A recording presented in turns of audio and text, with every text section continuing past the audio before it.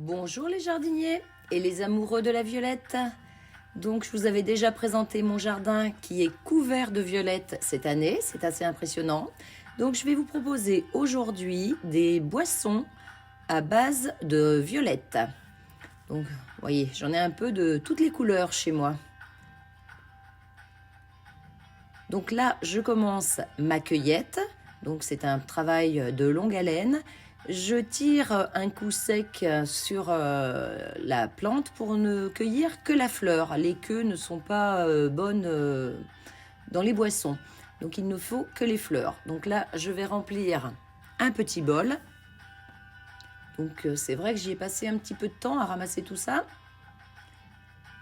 Voilà, mon petit bol est plein. Et puis je vais les faire sécher.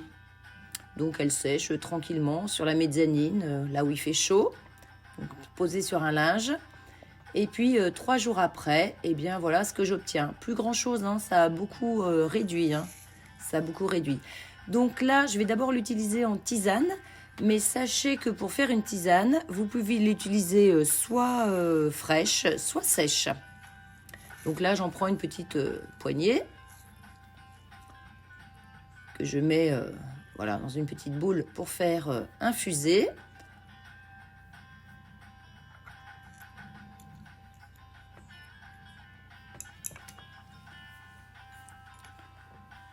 Et donc je vais verser de l'eau frémissante dessus et puis laisser infuser 10 minutes environ.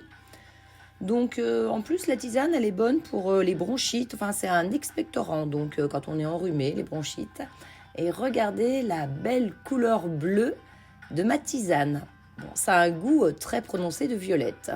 D'habitude, je ne suis pas fan de goût de fleurs, mais finalement, ça laisse un bon goût en bouche quand même.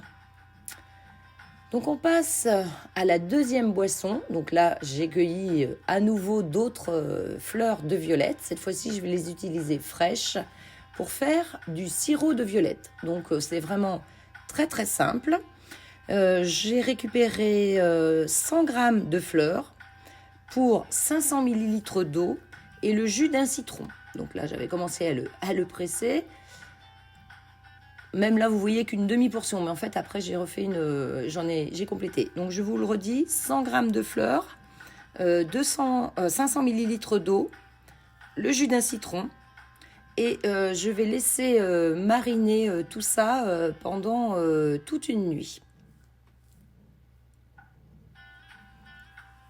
Donc là, je les presse un petit peu, voilà, pour faire extraire hein, tous les arômes. Donc il ne faut pas hésiter à les écraser un peu, les froisser avec les doigts pour dégager toutes les saveurs. Ah, et quelque chose que j'ai oublié de préciser, la première fois j'ai mis de l'eau froide et la deuxième fois j'ai rajouté de l'eau chaude, frémissante. Et je vous conseille de mettre de l'eau chaude, c'est ce qui va donner de la couleur à votre boisson, à votre sirop. Parce que ça faisait une couleur verdâtre qui n'était pas très jolie avec l'eau froide, alors qu'avec de l'eau chaude, ça fait vraiment une très belle couleur violette. Vous allez voir ça juste après.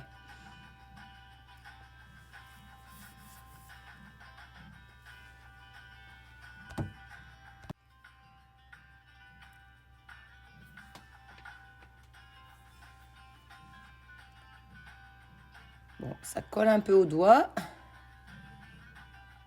Je filme donc mon plat et je vais le laisser à température ambiante toute la nuit. Et voilà, le lendemain matin, je vais pouvoir filtrer mes violettes, enfin mon jus. Donc j'ai posé une étamine sur une casserole. Je verse tout cela dedans. et je vais presser ensuite mes violettes.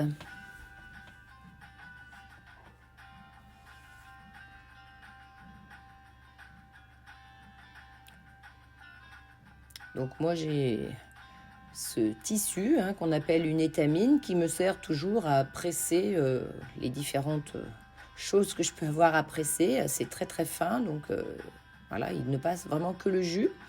Donc après c'est sûr que ça ne fait pas une couleur terrible sur le tissu, mais c'est pas grave, du moment qu'on l'a lavé, il est propre. Donc là il ressort bien violet. Donc je presse vraiment en tordant mon étamine, en appuyant dessus pour extraire le maximum de jus. Donc c'est le travail le plus long et qui demande le plus de force dans les mains, chose que je n'ai pas beaucoup en ce moment. Voilà, et ça, ça va retourner au compost, évidemment. Rien ne se perd. Alors ensuite, vous regarderez la quantité de jus que vous obtenez et vous mettez la même quantité de sucre. Moi, j'ai obtenu à peu près 500 ml de jus pour 500 g de sucre. Je vous laisse voir la jolie couleur, le jus qui se met sur le sucre. Je trouve ça super beau. Et puis donc, on va porter le tout ensuite à ébullition. Voilà, pendant 10 minutes, petite ébullition. Tout simplement, rien de plus compliqué. Et puis ensuite, on va pouvoir filtrer. Donc je vous passe l'ébullition et on passe directement à l'embouteillage. Donc je verse dans ma bouteille et puis voilà, là ça paraît liquide. Après ça se redurcit un petit peu quand on le met au frais. Et ce sirop peut se conserver sans problème 15 jours dans le réfrigérateur. Donc là, je ne l'ai pas stérilisé. Je suppose qu'on pourrait aussi le stériliser. Mais voilà, ma première petite bouteille, de toute façon, voilà, elle y est passée en très très peu de temps. Donc je vais vous laisser après les différentes boissons que j'ai faites à base de ce sirop. Donc je vous laisse sur des images de violettes. Alors, donc voici les différentes boissons que je vais vous proposer. Donc je vais commencer par un kir breton à la violette, donc vous verrez tout ça juste après. Vous aurez aussi un cocktail sans alcool, toujours à la violette. Et pour finir, vous aurez quelque chose d'un petit peu plus costaud, un cocktail rhum violette. Donc je vous laisse lire tranquillement ces 3 recettes de cocktails. Il y en a pour tous les goûts, enfin si vous aimez le sirop de violette. Et là-dessus, je vous dis au revoir les jardiniers, à bientôt.